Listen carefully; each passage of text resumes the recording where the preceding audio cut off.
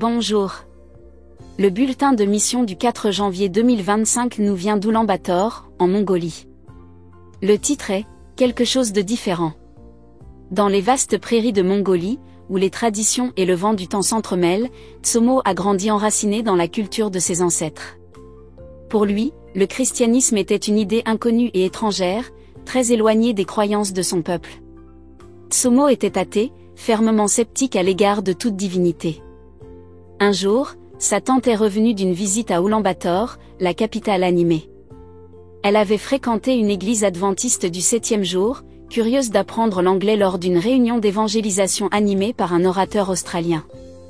Enthousiasmée par ce qu'elle a vécu, elle s'est empressée d'en parler à Tsomo. « C'est un endroit vraiment agréable », dit-elle, les yeux brillants d'excitation. « Il y a beaucoup de jeunes, comme vous. » Mais Tsomo balaie son enthousiasme d'un geste de la main. « Ce n'est pas notre tradition, ma tante. C'est une religion étrangère. » Pourtant, sa tante persiste. Elle parle de la musique, des guitares et de la chaleur des gens. Finalement, ses paroles ont piqué sa curiosité et Tsomo a accepté de l'accompagner un dimanche. En entrant dans l'église, Tsomo a ressenti un sentiment de paix inhabituel. L'orateur australien, ainsi que ses compagnons, l'ont captivé. La musique résonnait dans son cœur et les sourires des gens le touchaient profondément. Pour la première fois, Tsomo ressent quelque chose qu'il ne peut expliquer. Ces gens sont vraiment gentils, pensa-t-il. L'église devint un lieu qu'il visitait souvent, chaque visite renforçant sa conviction grandissante. Bientôt, Tsomo devint adventiste, son cœur s'enflammant d'un nouvel amour pour Jésus. Mais cet amour s'accompagnait d'une question, comment le partager? Un an plus tard, Tsomo se rendit à la campagne pour rendre visite à des amis. Les adolescents locaux, qui connaissaient ses anciennes habitudes, ont remarqué une transformation en lui. « Tu as changé », dit une fille, la voix teintée de curiosité.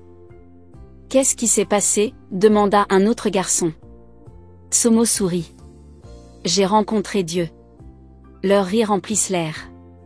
Aucun d'entre eux ne croyait en Dieu. À cette époque, la région souffrait d'une grave sécheresse. Depuis 6 mois, aucune pluie n'était tombée et la terre était desséchée. Les adolescents, intrigués par la foi de Tsomo, décident de la mettre à l'épreuve.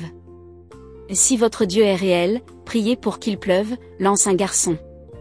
Tsomo les réunit. « Prions », dit-il avec confiance. Cette nuit-là, Tsomo pria avec ferveur pour qu'il pleuve.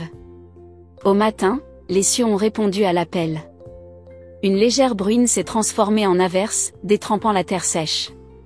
Les adolescents, stupéfaits, coururent vers Tsomo. « Il pleut », s'écrièrent-ils.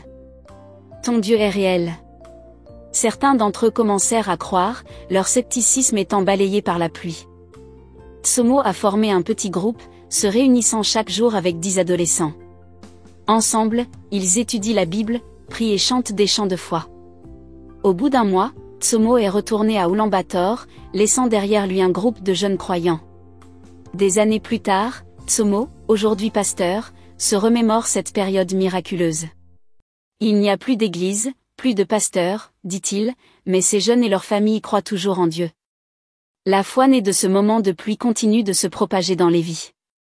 Aujourd'hui, alors qu'un nouveau centre de loisirs pour enfants est en cours de planification à Oulan-Bator, une nouvelle génération aura la chance de découvrir le Dieu qui répond aux prières et change les cœurs.